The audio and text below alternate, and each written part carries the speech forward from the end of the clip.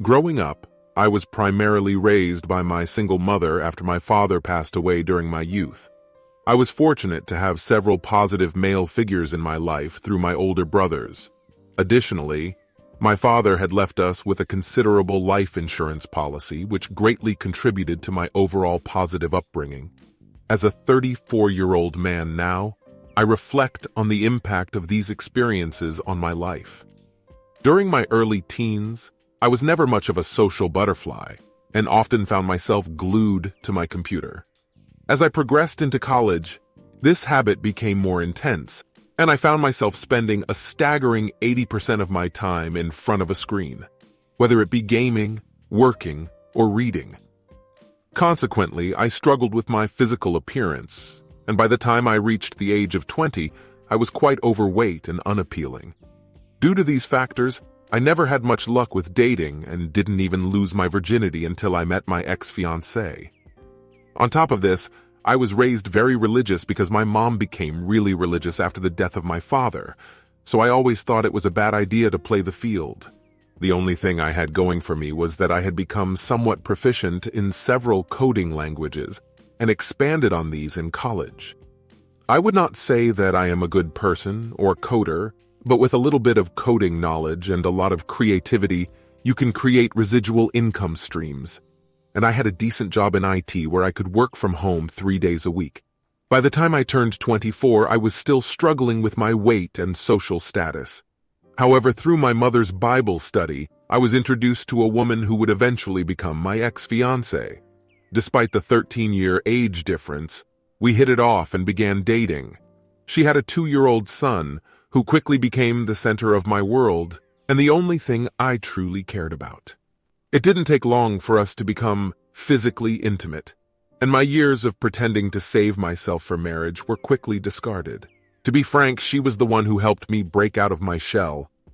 After meeting my ex-fiancée, I found myself becoming more sociable within a few short months.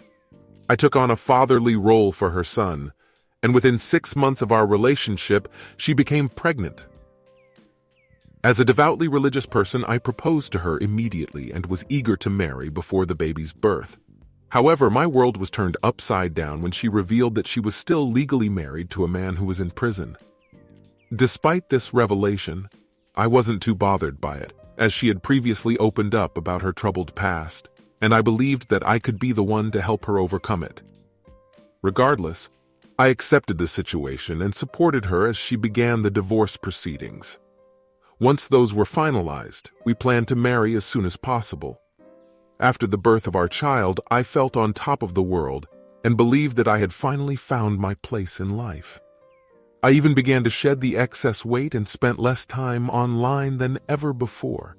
She was always loving and kind towards me, and I believed that we had an open and honest relationship. Little did I know, I was in for a rude awakening. Looking back, there were several warning signs that I was too blinded by love to see. For one, she had confided early on that the only reason she had become involved with my church was to improve her situation, as she was facing probation and pending court cases. Additionally, despite my comfortable 6-figure income and successful side projects, she insisted on keeping her part-time job, which led to my mother assisting with childcare. Lastly, I couldn't help but notice that she knew an unusually large number of people. I couldn't help but wonder how a suburban mom with a secretarial job had over 200 contacts in her phone. Despite our intentions to marry, we kept delaying the wedding due to various reasons, such as sick relatives. However, she did manage to finalize her divorce from the man in prison. Something occurred that snapped me out of her enchantment. She became pregnant for a second time, and this time with twins. We had only been together for 4 years, and now we were about to have 4 children. 2 more than I had ever expected to have. She claimed to have been on birth control, so we were not using condoms anyway. After the birth of the twins, I began consulting with my doctor regarding a vasectomy, which my ex-fiancée supported. Something occurred that broke her hold over me. I decided to have some of my swimmers frozen before the vasectomy, just in case we changed our minds in 5 years. During my appointment, The doctor informed me that my sperm count was low and mostly inactive, but it could be a temporary issue. He suggested that I improve my diet and lifestyle for a few weeks before returning for another test. However, during my second appointment, the same issue arose and the doctors began to investigate the problem. It's no surprise where this is headed. The doctor eventually informed me that I was likely infertile. As it turns out, that statement wasn't entirely accurate, as I have a child whom I know is biologically mine. However, that statement still resulted in the events I previously mentioned. When I informed the doctor that I had 3 biological children, he appeared uneasy and began speaking frantically. I was in a state of shock and didn't fully comprehend what he was saying. I believe I left the doctor's office before the appointment was even over. I didn't even get into my car. I walked aimlessly until it started to get dark and eventually had to call an Uber to take me home. My fiancée was concerned about my whereabouts. I lied to her, claiming that my car had broken down, my phone had died, and I was stranded at the mechanic's shop late into the night, forgetting to inform her.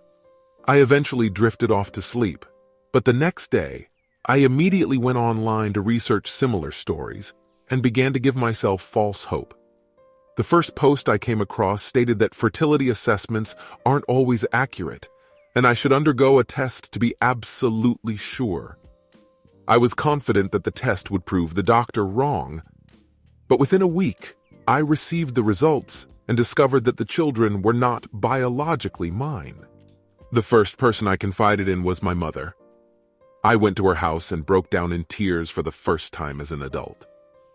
She comforted me and then revealed a secret that was never meant for me to know. As it turns out, I am the result of an affair, and my biological father died from a pain medication overdose after discovering the truth. I'm not sure why my mother thought her revelation would bring me comfort, but it only led to an unhealthy perspective on women. After calming down from the news, she urged me to man up and fulfill my commitment to the children since I was the only father they had ever known. As someone who had always been a pushover, I took her words to heart for about a day before completely losing it. I phoned my fiancée and explained that I had a family emergency and needed to spend the night at my mother's house. Although she offered to prepare dinner for us, I declined. The twins were around 6 months old, and the boys were 2.5 years old and 5 years old, respectively. I can't deny that I felt some affection for these children, but it was difficult to maintain eye contact with them, and I had resolved to no longer be a father figure to them. I knew that my absence would cause them pain and inflict emotional harm, but I couldn't bear to hear them address me as Dad, as it felt like a sharp blade piercing my heart every time. I remained composed and didn't reveal anything to my mother, and she didn't say anything either, presumably because she believed I was taking responsibility. I consulted with a lawyer because I wanted to remove myself from the birth certificates of these children, and I assumed that because we were not married, I could smoothly extricate myself from this situation.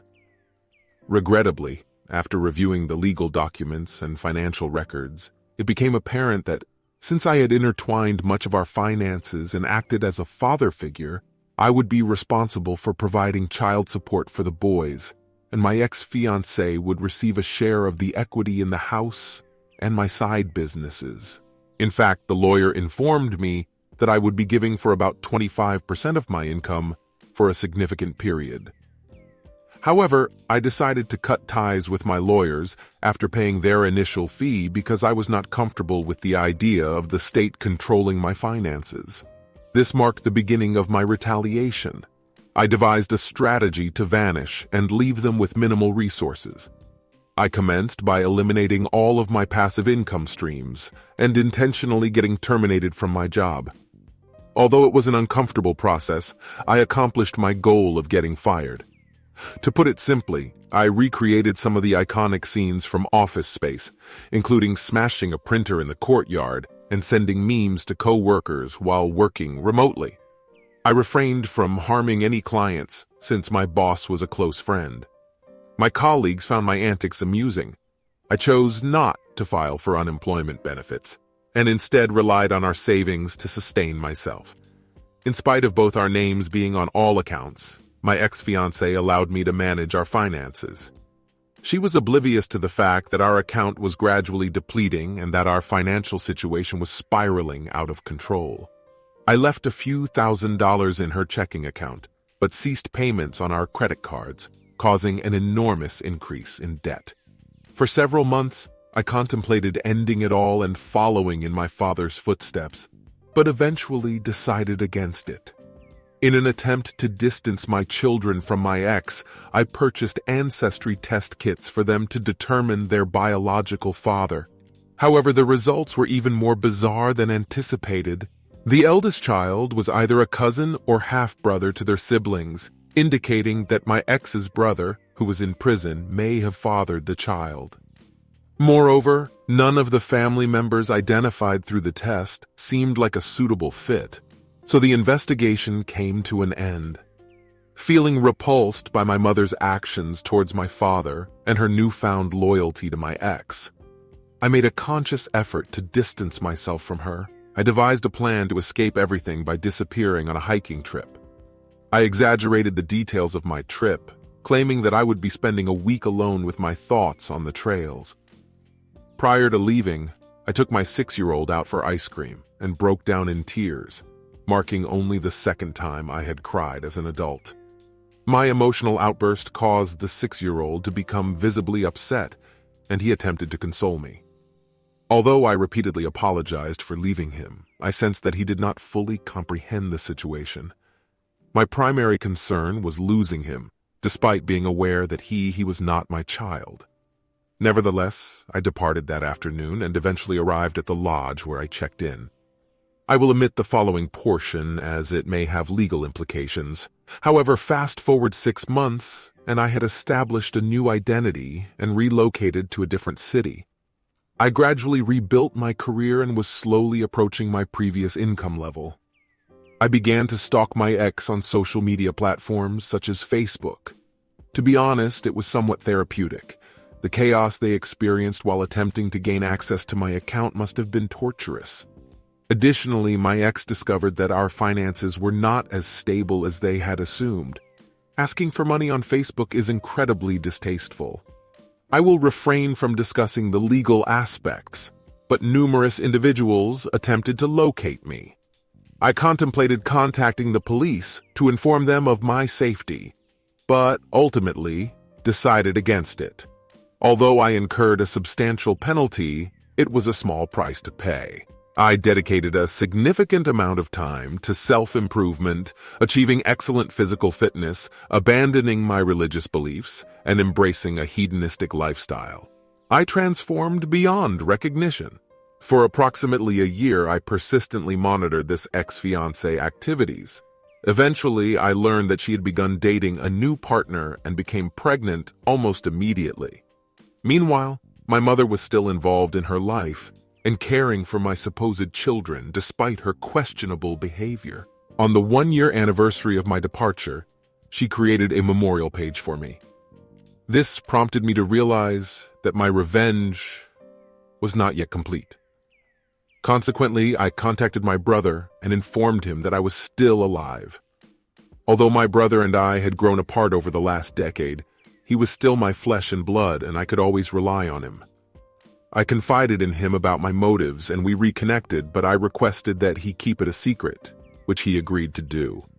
However, he soon revealed that my mother and ex-fiancé were suing my insurance company to receive the payout from my life insurance policy, which had remained active despite its substantial cost. If she were to win, the payout would be in the 7 figures, and she would receive the premiums she had paid since my supposed death. I have no intention of committing insurance fraud, so I began making my preparations. I embarked on a 1,000-mile drive to my former city upon hearing about her impending hearing, blasting Highway to Hell for most of the journey. I arrived at the court early and took a seat. By this time, I had lost 60 pounds, grown a beard, and overall looked much better. I appeared so different that even my fiancé and mother walked right past me without recognizing me. I had anticipated a large courtroom meeting and was already planning to barge in and object, being my usual cringe-lord self. Afterwards, they found themselves in a small room with lawyers from the insurance company. Fed up, I decided to take action and knocked on the door repeatedly until it opened. The lawyers were bewildered to see a disheveled man with a beard standing before them. I calmly stated that I believed they were attempting to resolve the matter of my supposed demise. My ex-fiancée recognized me instantly and gasped, while the lawyers remained perplexed. Eventually, we all left the room and chaos ensued, prompting the bailiffs to be summoned. My ex-girlfriend became enraged and struck me, leading the authorities to handcuff her. The incident was significant enough for the insurance company, as their lawyers, boss, and client arrived to gather statements. A detective even made an appearance, causing me to feel uneasy about my decision to come forward. Despite my reluctance, I gave an honest statement, with the exception of being vague about my current residence. I remained in town for nearly a month, residing in a budget motel during what proved to be a tumultuous period. I shared proof of my ex-partner's infidelity with anyone who would listen and attempted to meet with my children. Unfortunately, my youngest child did not recognize me, and my 7-year-old told me to go to hell. While the police were furious, they initiated a civil lawsuit to cover the expenses incurred during their search for me. A detective from another state even flew in to interrogate me. Fortunately, I managed to avoid arrest as I did not want my fingerprints to be associated with my new identity. In the end, I was forced to pay a hefty fine, which I promptly paid in cash, much to the surprise of the police. At that point, I was ready to wash my hands of the entire town. My ex-fiancée served me with a civil lawsuit, and while my mother assisted me, I was already long gone by the time anything came of it. I returned to my new city and have no intention of ever going back. After a few months of sabotaging my ex's insurance plans, I ceased my spying and moved on with my life. This occurred several years ago, and I have since moved on to a better place in my life. However, I'm currently feeling fatigued and in need of rest.